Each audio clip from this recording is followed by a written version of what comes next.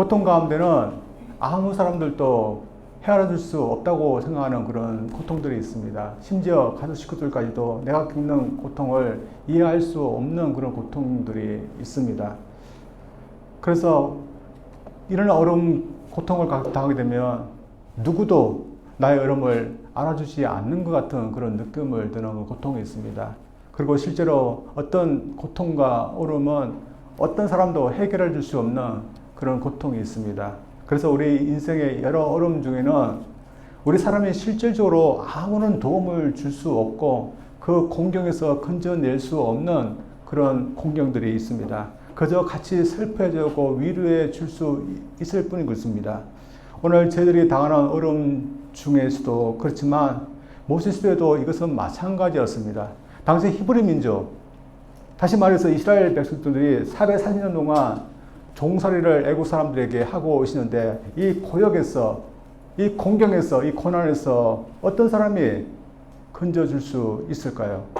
사람이 해결해 줄 수 있는 그런 고난이고 공경일까요?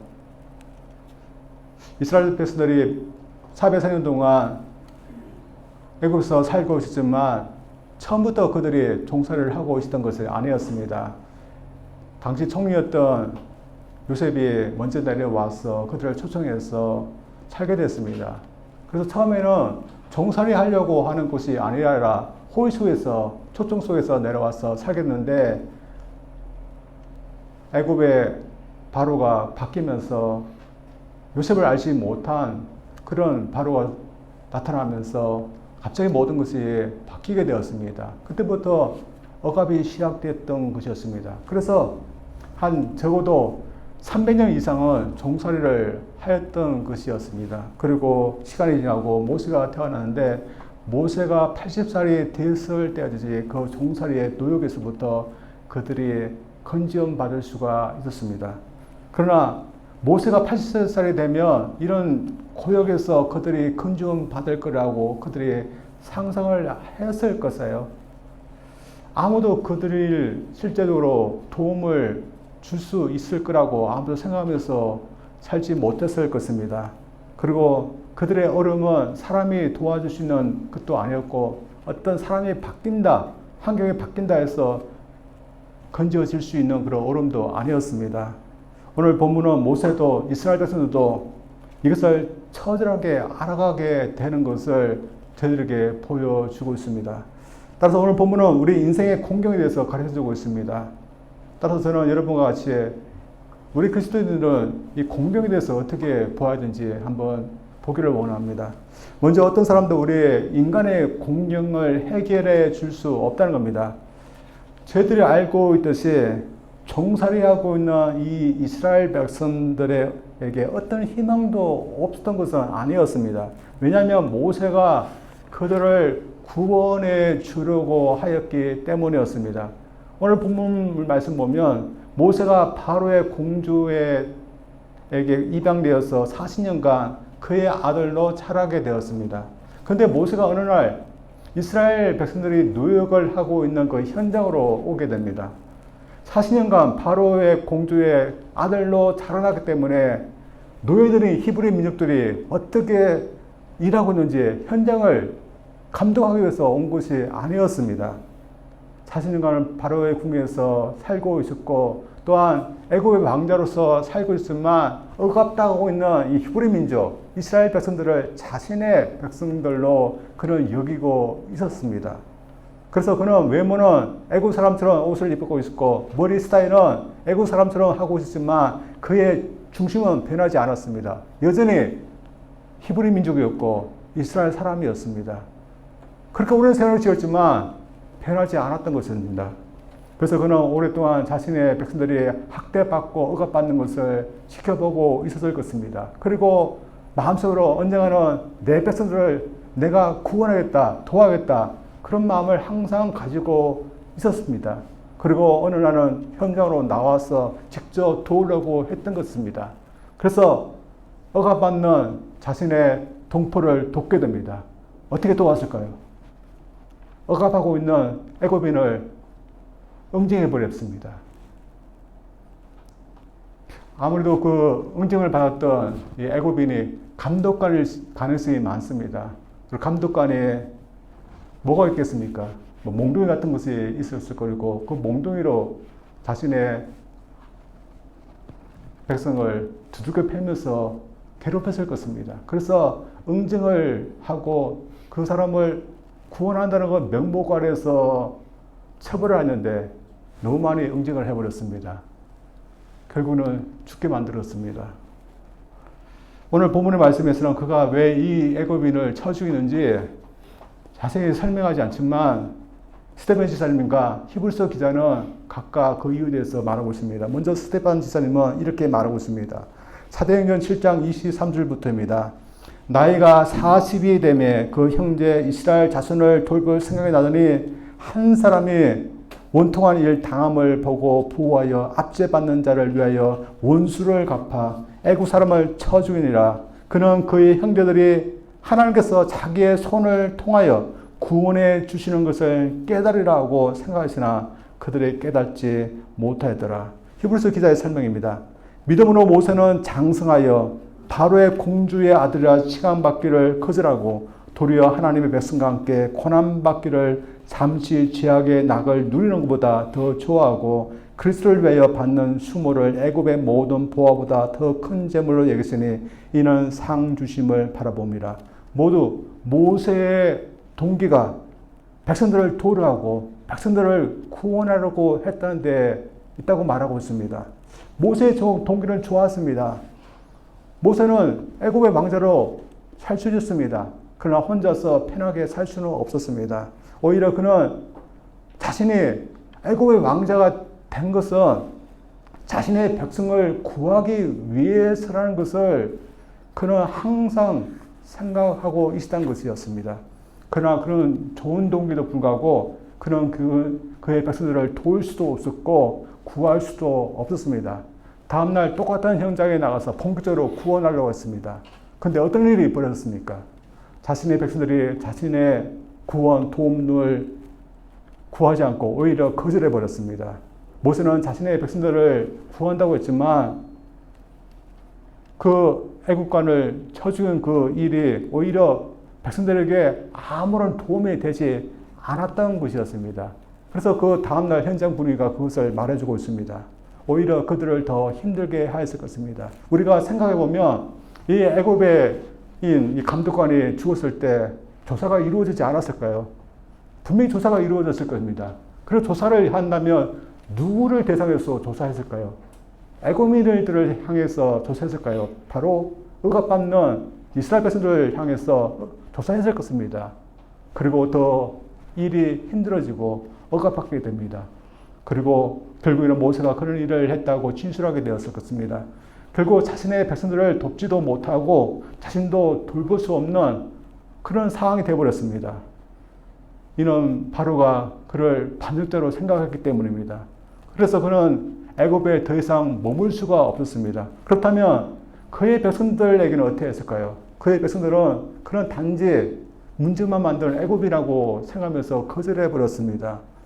모세는 도망을 가야 되는데 도망가면서 그는 어떤 것을 마음에 깊이 깨달았을까요? 일종의 백성들을 향해서는 배신감 같은 것을 느꼈을 것입니다. 내가 이렇게 도우려고 했는데 나를 거절하다니 하는 그런 배신감이 들었을 것입니다. 한편에는 어떤 마음이 들었을까요?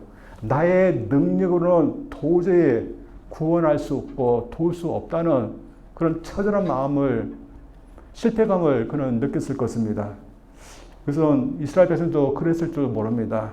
모세가 입양돼서 왕자가 됐다는 것을 알면서 어느 정도 희망을 그랬을 줄 모릅니다. 그러나 그가 사생이 지어서 드디어 구원하려고 했는데 일이 도움이 되는 것이 않았습니다. 그래서 그들 역시 저 모세도 우리를 도울 수 없구나 그것을 깨달았을 것입니다.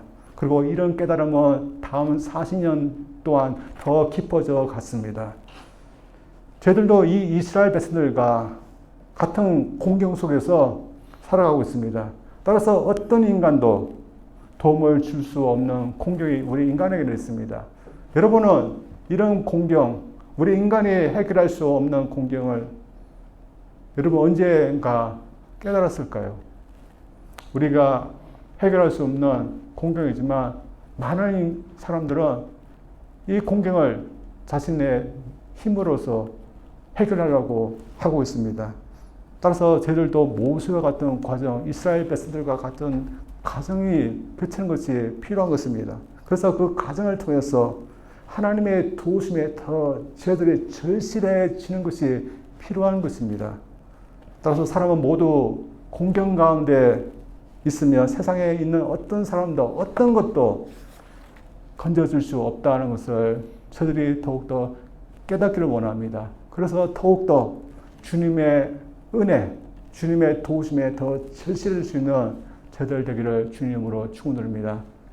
두 번째로 우리 인생의 공경은 하나님의 도우심을 통해 건져질 수 있다는 것입니다. 오늘 본문은 모세가 미디안 쪽으로 도망쳤다는 것을 말해주고 있습니다. 이 미디안 족속은 어디에서 살고 있을까요?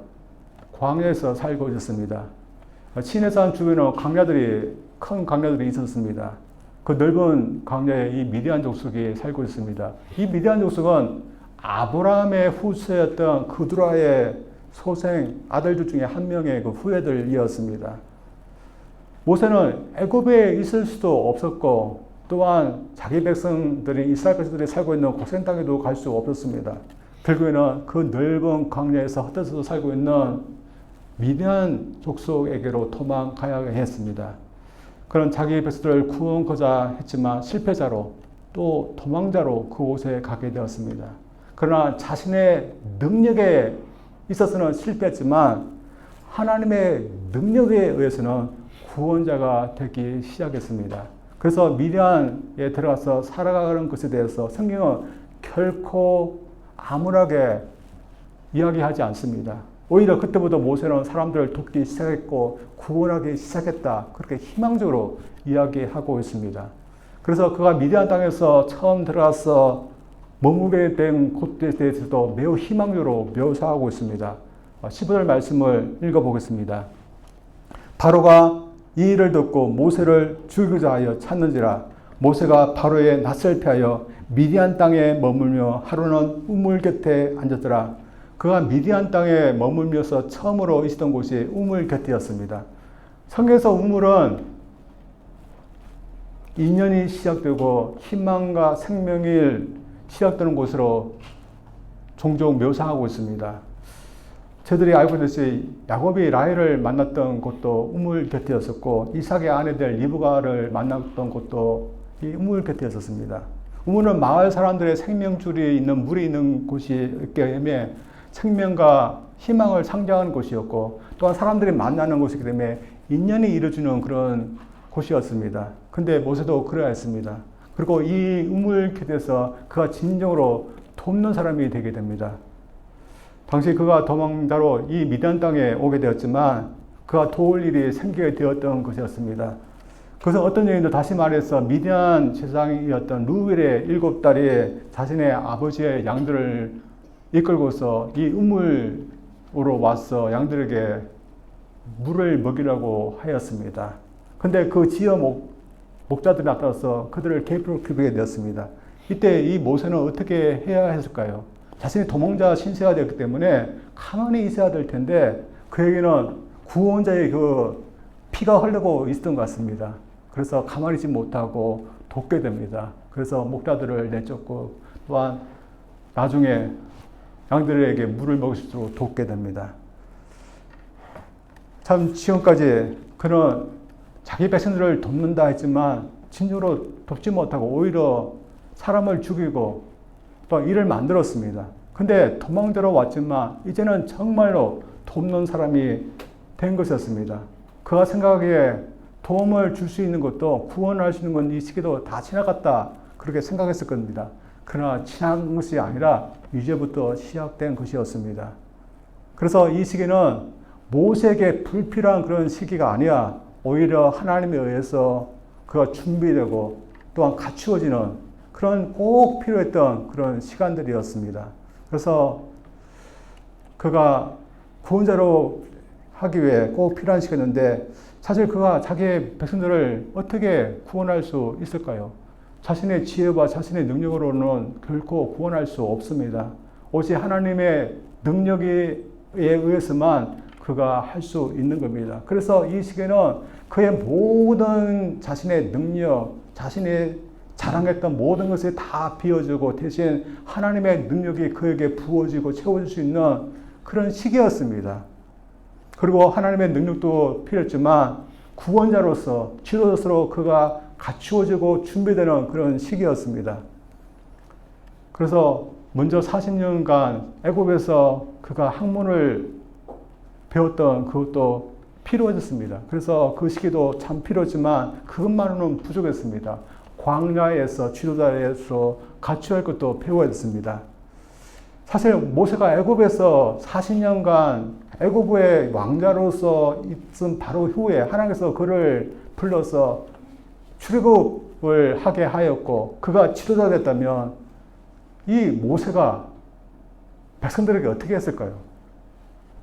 이스라엘 백성들은 면목적으로는 하나님의 백성들입니다. 그러나 실질적으로는 하나님의 백성이 되기 위해서는 여러 시간과 훈련과 가르침이 필요한 백성들이었습니다. 그래서 그들 중에는 참 다루기 힘든 그런 사람들도 분명히 있었을 겁니다. 그가 그들을 인도하면서 어떻게 인도했을까요? 참고 인내하고 또한 지혜롭게 그들을 다루었을까요? 그렇지 않았을 것입니다. 애굽의 왕자로서 그가 배웠던 애굽의 방식으로 강압적으로 하였을 것입니다. 그래서 강압적으로 하다가 결국에는 몇 사람도 죽을지도 모르는 그런 식으로 했을 것입니다. 그래서 그가 이렇게 되지 않기 위해서는 이 광야에서 사람 대신에 양들을 데리고서 지도자 훈련을 그는 받아야 됐습니다. 양들을 치면서 그는 인내하는 그런 법을 배워야 됐습니다. 양들을 치면서 어떻게 사람들을 인도하고 대해야 되는지 그는 배워야 됐습니다. 그리고 양들을 치면서 광야에서 어떻게 생존을 해야 되는지 그는 배워야 됐습니다. 그래서 모세의 눈을 볼 때는 미디안 광야로 도망쳐 온 것이 아무런 희망도 미래가 없는 것이 보였지만 하나님의 계획에 있어서는 그렇지 않았습니다. 오히려 미디안 광야에서 희망이 있었고 또한 하나님께서 그에게 소명을 이루는 것이 이루어져 가고 있었습니다.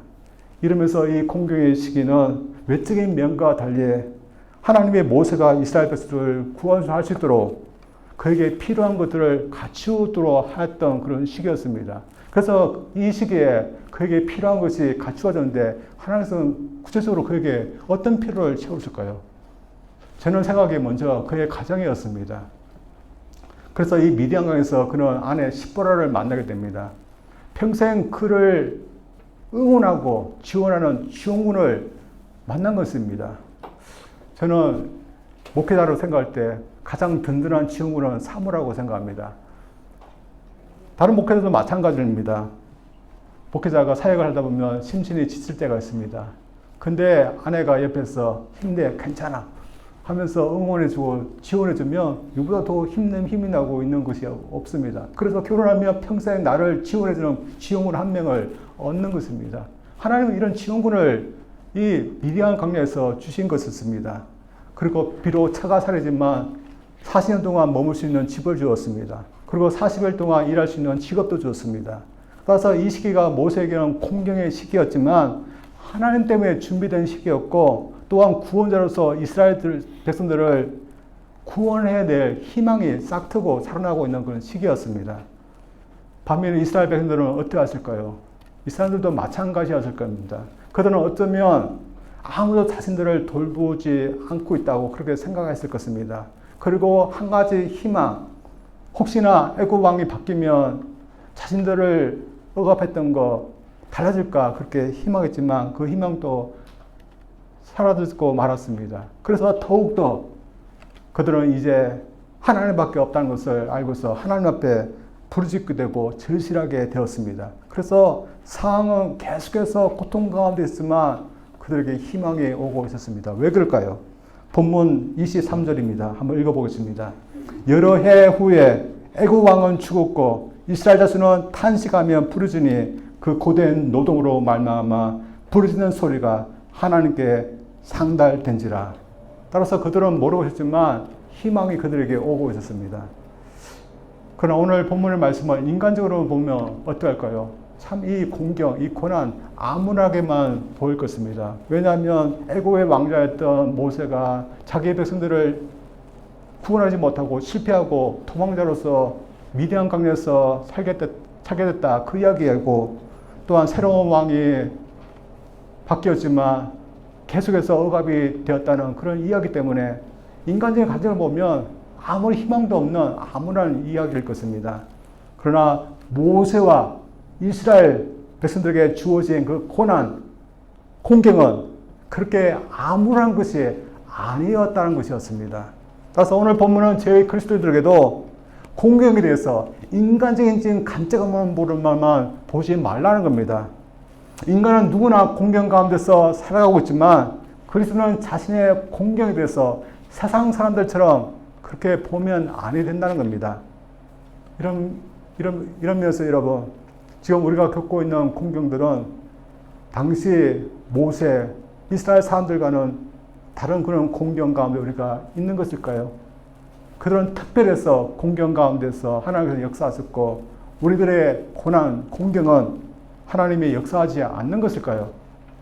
오늘 모든 사람이 겪는 그 고난은 우리가 범죄했기 때문에 그 결과인 것입니다. 그래서 누구나 살면서 겪는 인간의 그 고난은 비슷한 것입니다. 가난이나 외로움 같으면 우리가 서로 도우면서 해결할 수 있지만 우리가 절대로 해결할 수 없는 그 공경, 하나님만이 건져주셔야 될 그런 어려움과 공경이 있는 것입니다. 이것은 어느 시대나 마찬가지였고 어느 신분의 사람에도 마찬가지였습니다. 제가 살펴보니까 저희 조상들도 마찬가지였습니다. 그리고 왕이라고 외에는 아니었습니다. 왕들도 상당한 고통 속에서 살아가고 살았습니다. 왕들은 어떤 고통 속에서 살았을까요? 저희와 비슷했습니다. 왕들의 그 아픔을 제가 조사해 보니까 거의 모두가 병을 앓고 있었습니다. 그리고 병 때문에 거의 모두가 다 죽었습니다. 어떤 왕은 20대부터 치통에 시달렸습니다. 그리고 어떤 왕은 종기가 생겨서 그 종기를 치료하지 못하고 결국 죽게 되었습니다. 세종대왕 같은 사람은 비만했답니다. 그래서 당뇨 때문에 고통 속에서 살았답니다. 이것은 유명한 어떤 여인들도 마찬가지였습니다. 이율곡 아시죠? 이율곡의 어머니 신사임당도 얼마나 유명한 사람입니까? 어린 시절부터 영특했고 그림에도 소질이 있었던 그런 여인이었습니다. 근데 그녀에게도 고통이 있었습니다. 어떤 고통이었을까요? 남편이 불륜을 저지르는 그런 고통이었습니다. 남편이 불륜을 저지르자 심장이 병이 생겨서 심장병으로 세상을 떠났다 합니다. 저희들은 어떠할까요? 여러분, 예수님을 믿기 때문에 인간의 겪는 고통은, 그 공경은 더 이상 없게 되나요? 여러분 다 이런 고통 속에서 다 살아가고 있지 않습니까?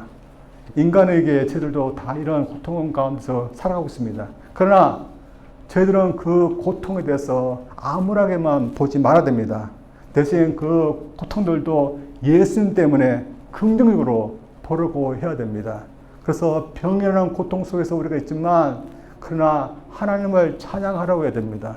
늙고 죽음을 향해서 가고 있지만 죽음에는 그 고통 때문에 두려워하지 말고 오히려 마지막 순간까지 나의 소명을 다 이루기 위해서 살아야 됩니다.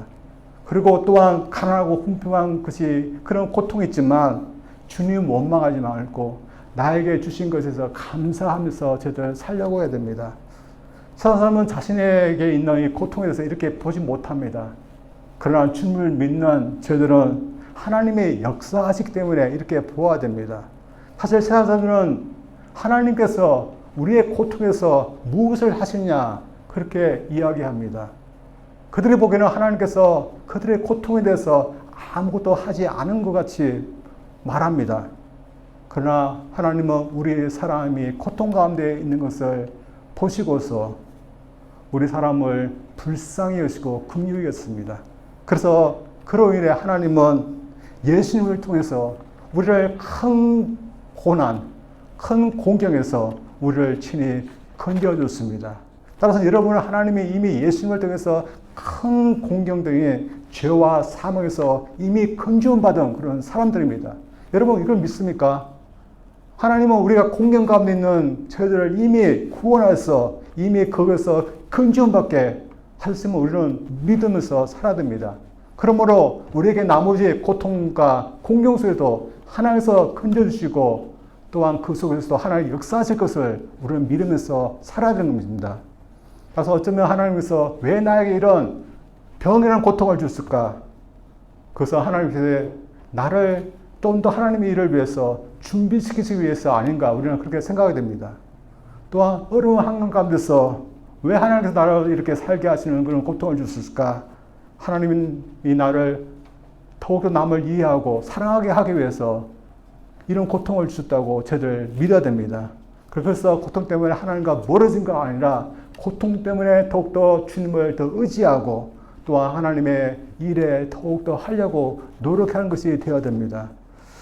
저는 공경에 대한 주제를 얘기할 때마다 생각나는 그런 자매님이 있습니다. 여러분 다 아는 그런 자매님입니다. 직접 만나지 못했지만 여러분 생각나는 그런 자매님인데 이지선이라는 자매님입니다. 대학 4학년 때 교통사고를 당해서 전신 하상을 당했습니다. 얼굴을 포함해서. 근데 하상을 당하기 전에 이 자매님의 얼굴이 굉장히 예쁜 얼굴이었습니다. 근데 하상하기 위해서 그 예쁜 얼굴을 잃게 되었습니다. 여러 번 수술했지만 그 예쁜 얼굴을 되찾을 수가 없었습니다. 여러분, 저는 남자이지만 여러분 여성분들은 어떻습니까? 내가 예쁜 얼굴을 잃어버리고 산다는 거, 여러분 하나님을 원망하고 원망 속에서 절망 속에서 살 수밖에 없는 겁니다. 그러나 이 자매님은 그렇지 않았습니다. 오히려 하나님이 정말 역사하심을 그는 믿었습니다. 그래서 나의 이런 공경을 통해서도 하나님께서 어떤 일을 하실 거라고 그는 믿었습니다. 그래서 그는 원래 유아교육학을 나와서 교사가 되었지만 화상 때문에 진료를 바꾸었습니다. 진료를 바꾸어서 장애인들, 장인수 같은 장애인들을 돕고 또한 위로가 필요한 자들을 돕는 그런 사회복지사로 그런 길을 바꾸었습니다.